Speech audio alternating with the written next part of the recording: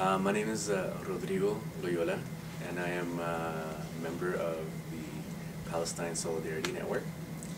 And the focus of Palestine Solidarity Network here on the University of Alberta campus is to raise awareness about the issues between Israel and Palestine. I think that a lot of people are scared to talk about the issue, and because it's been a conflict that's been going on for so long.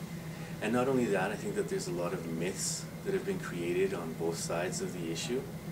So we see our mandate, or our objective or mission, is to educate people about the reality of what's happening to the Palestinian people in this conflict. Actually, one of the few of the founding members were not from Edmonton. They had come from Vancouver through Toronto, but basically students on campus, or one was actually not from the University of Alberta campus, but another campus. And they came to the University of Alberta and realized that there was no group that was addressing this issue of the reality of people in Palestine and the oppression that exists with the occupation of Israel in Palestine. So basically they called some people together. One of the members was he currently is in the Department of Political Science. So he called some people together, and then slowly the group started building from there, and that was approximately 3 years ago. So the group started with about, I'd say, 6 core members, and now has grown to about 13 or 14 just through active education processes on campus. I think that the Palestine Solidarity Network it's not really an organization, or it's not an institution. It's more just a group of people, of concerned citizens that wanted to become more informed themselves about what the issues are in terms of the occupation of Palestine. And so the way that we work with one another is very much an egalitarian model, where there's no formal structure to the group, and each person comes in and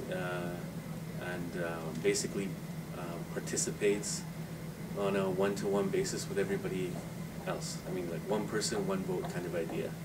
And usually we arrive at decisions through consensus. Of course, there are certain people that dedicate more time to the process than others, but everyone's opinion is respected.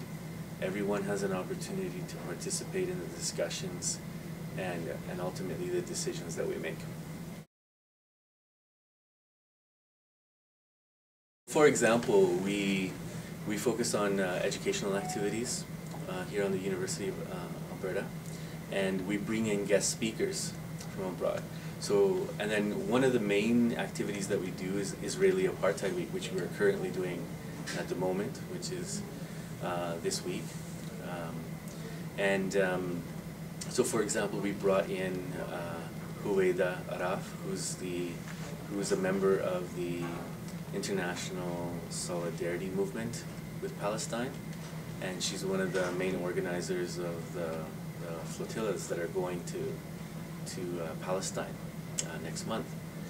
So that's basically what we try to bring, is like not only bringing in the analysis of what's going on in Palestine, but also bringing in those personal stories, so that people can learn from the experiences of people who are going through the actual reality of the people of Palestine. One of the other actions, or one of the other activities that we do on the University of Alberta campus, or in the community at large, is also organizing as part of the Boycott, Divestment and Sanctions campaign. And for example, one of the main actions that we're focusing on right now is that Mountain Equipment Co-op sells specific items that of companies that have direct relation to the Israeli Defense Forces. So basically we are organizing and informing people about these specific products that are being sold within Mountain Equipment Co-op. And we're asking people not to buy them because they're directly supporting war in the region.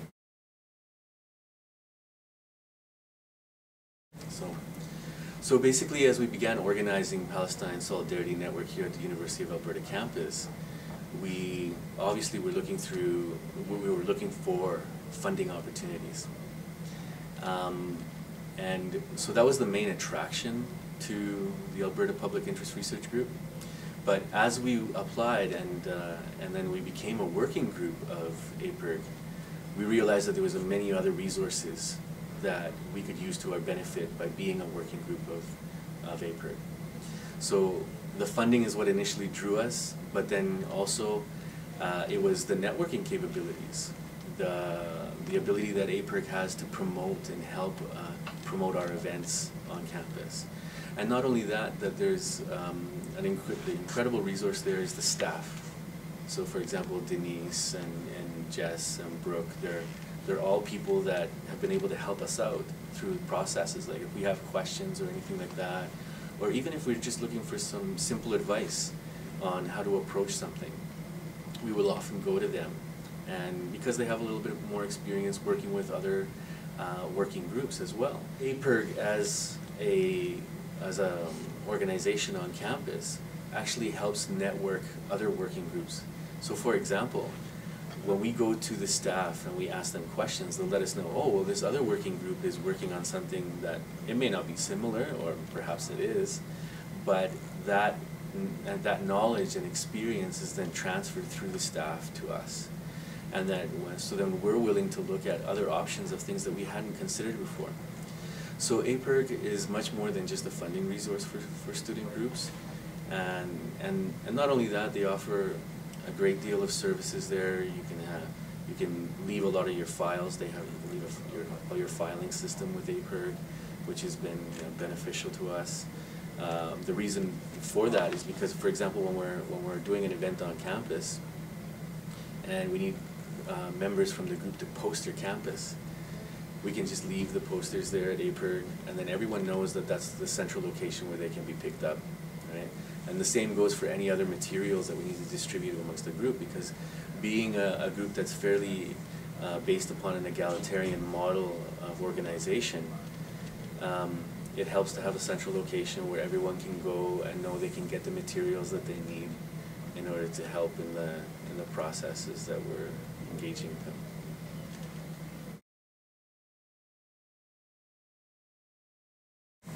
So one of the benefits of being a student involved in a student working group associated with APIRG is a transfer of many skills. There's time management skills, organizational skills, communication skills, and so those are the things that one learns. But then more importantly, that being involved in a working group helps people move from an individual consciousness of how to engage and be a member of society towards a collective consciousness.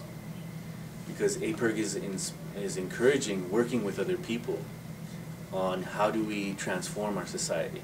The question that people often will have is like, well, what can I as one person do in order to change the system? They see the problems with the system, they see the contradictions of the economic and political system that we live in, but they just don't know where to start. So by getting involved in a student group, number one, that's associated to APIRG, you're moving from that individual consciousness of, hey, there's something that needs to be done here, but I just don't know what, to, okay, now I'm working with a group of people, I'm sharing an analysis with them about what's wrong, and we're deciding together how we can make a change for the better in society. And I think that that's probably the most important benefit that being a part of a student group associated to APIRG